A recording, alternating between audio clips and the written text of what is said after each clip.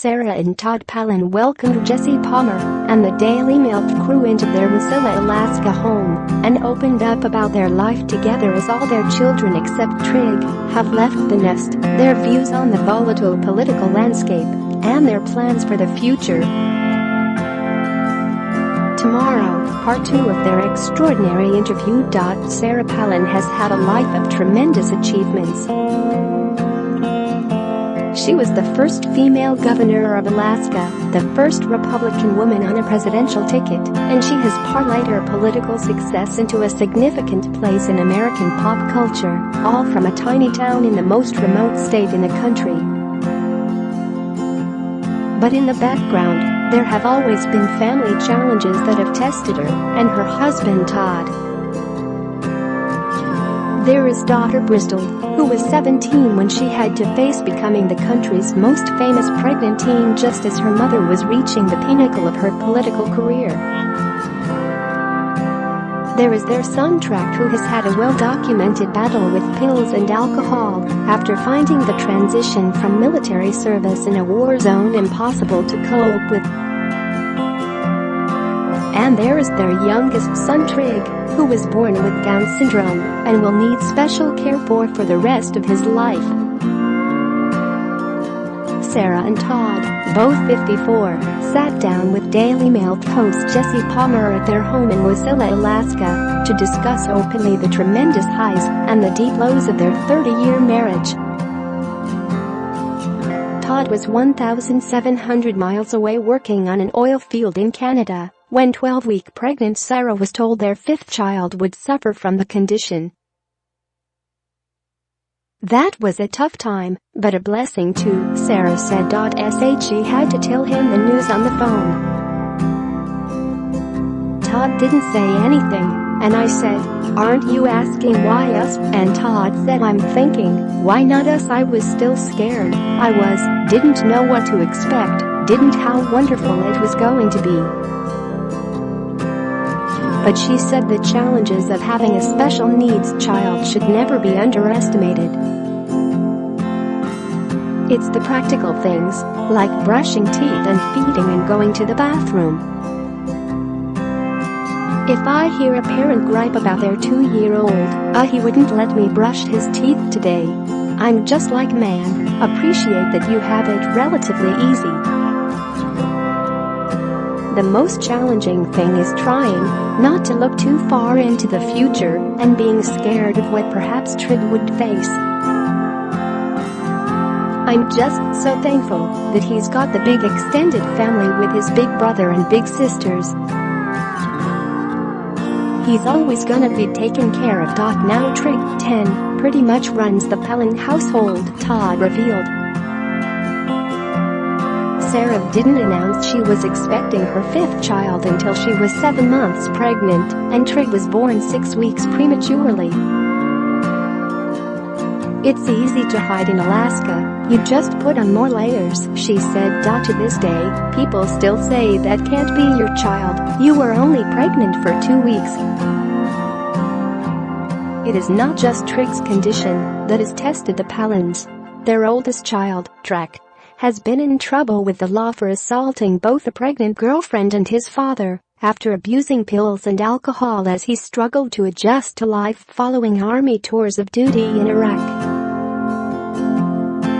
Second child Bristol has been at the center of scandal after getting pregnant at 17 and then calling off her marriage to Medal of Honor winner Dakota Meyer days before they were due to walk down the aisle in 2015. Bristol later got pregnant by Meyer and had a daughter before they eventually married.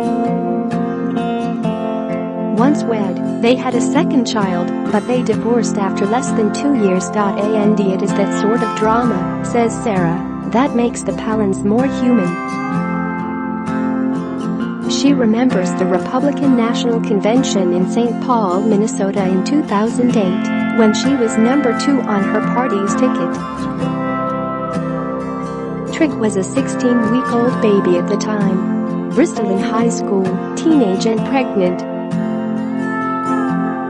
We were just a microcosm of America. We were out there on stage, and I just thought, oh man, Want to think anything is possible in America, and wow, God blesses us.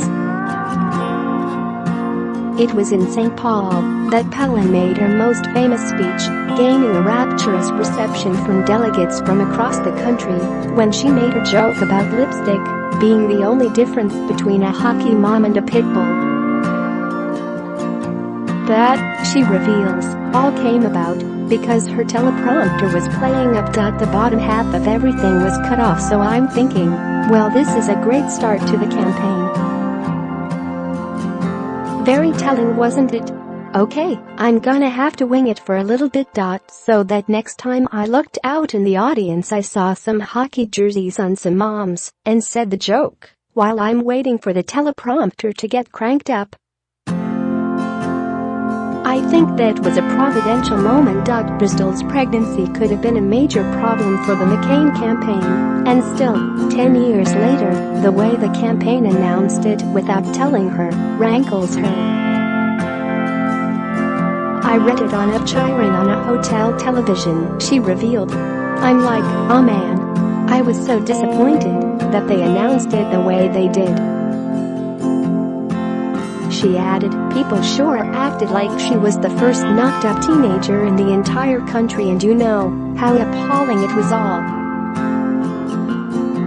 And everybody got this moral transplant overnight, it seemed, and were judging her. Bristol has faced a lot of challenges, but you make the most of whatever situation you're in. But she said she was amazed by the public's reaction to the pregnancy. It was so reassuring and empowering to know that every family has challenges, everybody has their own story and their battles. Ours just happened to be splashed across the front page of the Daily Mail and National Enquirer. For the most part, people in this country have a good heart and they want the best for you, and you want the best for them. That was made manifest for me with Bristol's whole pregnancy. Share this article. Share. Bristol, now 27, is due to appear in the new season of Teen Mom Bob. Sarah will make cameo appearances on the show. Todd said track 29 is now doing well and in college, but he blames the army for his son's problems. They go off to combat, and they come back, and, from what I gather, they go into some office. They go, okay, where were you? He said. Well, you were here and there and here, so how about $600 a month for the rest of your life? And how about you take these pills? I wish there was a re-entry boot camp for our soldiers returning, time to build them back up mentally and physically strong. And Sarah too slammed the lack of help their son received on his discharge from the military. There is no good transition process for these young women from military life into civilian life. Cutting to the chase with typical Palin bluntness, she pointed out the heart of the problem. If you think about it, who is orchestrating the whole transition process? She asked. It's people in the military who have never transitioned their career. Track made headlines last year when he was involved in brawl with his own father during the family's December vacation.